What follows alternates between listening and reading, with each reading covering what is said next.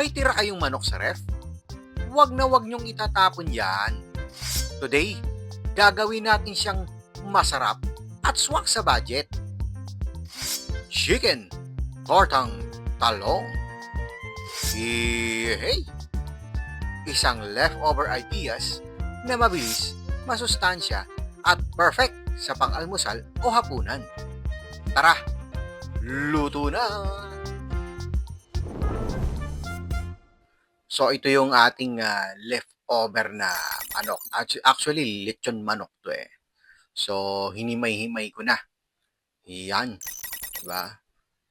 Actually, may ano na to, may lasa na to ah. Medyo alalay na lang tayo sa timpla ng ating spices kasi may lasa na eh. So, simulan na natin.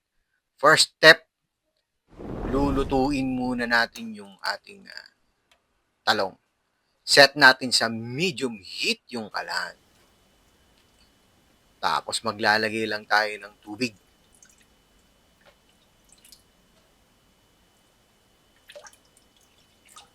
Yan.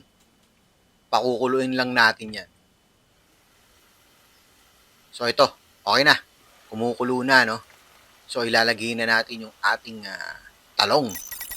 Bali, dalawa lang itong gagamitin. Bali, lulutuin lang natin siya ng 10 minutes. Yan.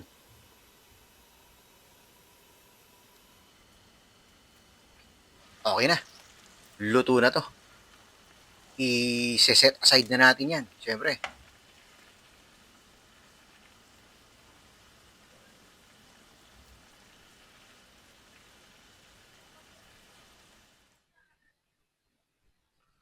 So, ito, okay na, no? Bali, kinul down lang natin siya. So, hihiwain ngayon natin siya sa gitna. Yan. Para ka lang ano yan, eh, oh, nagbibiyak ng mangga eh. Yan, ganyan lang. Hiwain lang natin pareha sa gitna. Tapos, ibubuka lang natin siya ng konti. Yan, gamit tayo ng medyo mainit-init pa eh. Buka lang natin yan, oh, kita mo. Kasi luto na to eh. So, ganyan lang natin. Iboghag lang natin ng bahagya. Yan. Kasi lalagay natin kasi yung ano dyan, yung chicken na lulutuin natin. So, maganda ganyan. Iboghag natin. Tsaka lalagyan din natin ng itlog yan para pumasok yung itlog. Yung binating itlog. So, okay na to. Lutuin na ngayon natin yung ating chicken. Maglagay lang tayo ng cooking oil. Mas digisa tayo ng garlic. Palabasin lang natin yung aromatics niya. Then, maglagay tayo ng white onion. Actually, pwedeng red onion. Depende sa inyo. Kung gusto nyo onion yung gamitin. Typical na gisa-gisa lang naman. Diba? Yan. Kapag nag-translucent na yung ating onion, okay na yan, syempre. Next, lagay natin yung bell pepper. Yan. Para medyo may konti. Ganun din. Sangkotsa lang din. Yan. Palagay ko okay na yan. Lagay na ngayon natin yung ating manok. Yun, no? Diba? Mga tirada eh. Isipin mo, leftover na yan. Meron, kita mo naman. Masarap. Tapos lagyan natin ng konti lang na oyster sauce. Konti lang. Kasi may lasa na naman yun eh. So, konti lang ilagay natin. Tapos maglalagay din tayo ng konti lang din na black pepper. Konti lang. Saka konting asin.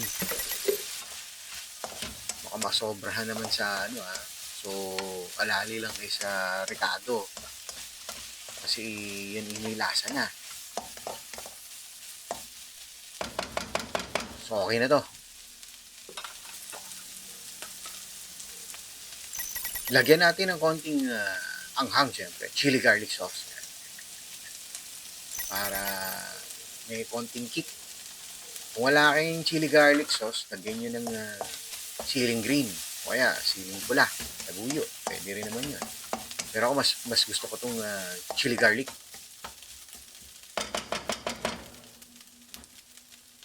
Yan. Okay na. Luto na to. Diba? Ganun lang kadali. Tikman natin, syempre. Ayos na. Pwede na. I-prepare na natin. Bali ito yung talong kanina, ano? Ilalagay na ngayon natin yung ating chicken na niluto. Iyan, sa ibabaw lang. Diba? Siksikin nyo na. Pagkasyahin nyo, kasya yan. Pag hindi kasya, itabi nyo na yung matitira. Diba? Pwede nyo naman kainin na yan. So, okay lang. Yan. So, maganda, overload yung ating chicken. Yun. Dami. Sarap niyan.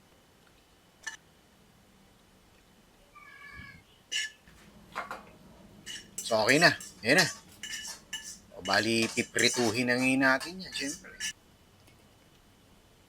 Torte, diba? Bali, maglalagay lang tayo ng cooking oil sa frying pan. Medyo dinamihan ko na yung ating cooking oil kasi prito to. So, pag mainit na yung ating mantika, isasalang na ngayon natin yung ating eggplant. Yan. Diba? Lagay lang natin. Tapos, naglagay ako ng, syempre, ano yan torta Hindi tayo ng itlog. Hindi nating itlog. Bali ito, isang itlog lang ginamit. Lagay nyo lang sa ibabaw. Kung gusto nyo marami, dalawang itlog, okay lang din naman. Pero ako, isa lang muna. Yan, bali lulutuin nyo lang siya, pipretuhin nyo lang. Kailangan maluto lang yung itlog yan. Ano nyo na, lagay nyo yung mantika sa ibabaw yan. Kasi huwag nyo nang baliktarin kasi tatapon yung manok So, ganyan na lang gawin nyo. Idampi-dampi nyo yung mantika sa ibabaw para maluto yung nasa ibabaw. Kung binaliktad mo to, wala. Tatapon yan chicken. So, huwag gaganyan. Huwag yun ang alihin. Huwag yun ang baliktarin. Okay na yan. Total, luto na rin naman yung chicken O yan tinan mo. Yan. Ganyan lang siya. Diba? Okay na yan.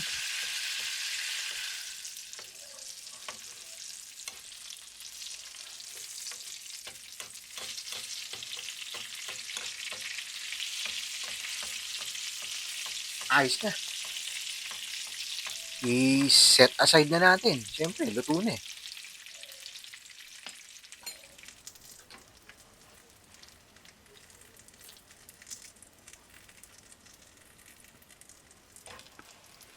Yan.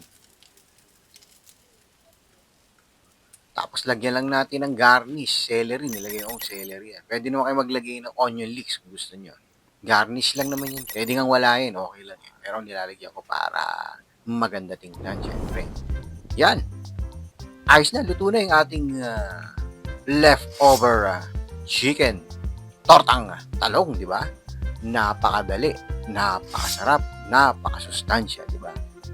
Hindi nasayang yung tira-tirang ulam, di ba?